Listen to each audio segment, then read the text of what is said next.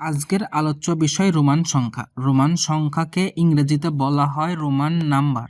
চাকরি পরীক্ষায় প্রশ্ন আসতে পারে রোমান সংখ্যা কয়টি? রোমান সংখ্যা 7টি। কোন 7টি? I, V, X, L, C, D, M, এই 7টি। আপনাকে এই 7টির মানও জানতে হবে। যদি আপনি মান জানেন তাহলে পরের প্রশ্নটা পারবেন। রোমান সংখ্যা এম প্রতীকের অর্থ কত? এম প্রতীকের অর্থ 1000। এরকমও প্রশ্ন আসতে পারে রোমান সংখ্যায় সি এর মান কত? সি এর মান 100। প্রশ্ন আসতে পারে ডি এর মান কত? 500।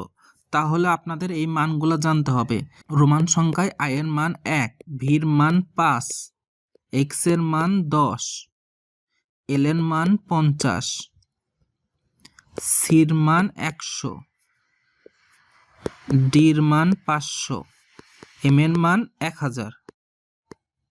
আপনারা এটা বারবার লিখবেন এবং প্র্যাকটিস করবেন। এল সমান কত? এল সমান 50। সির মান কত? সির মান 100। ডির মান কত? 500। আপনারা এইভাবে উল্টাপাল্টা করে প্র্যাকটিস করবেন। এল এর মান কত? 50।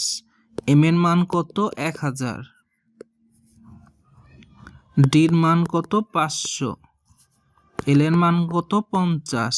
এইভাবে যত প্র্যাকটিস করবেন আপনাদের তত মনে থাকবে। আপনারা যদি লিখে লিখে না প্র্যাকটিস করেন জীবনেও পারবেন না, চাকরি পরীক্ষায় কনফিউজ হবে।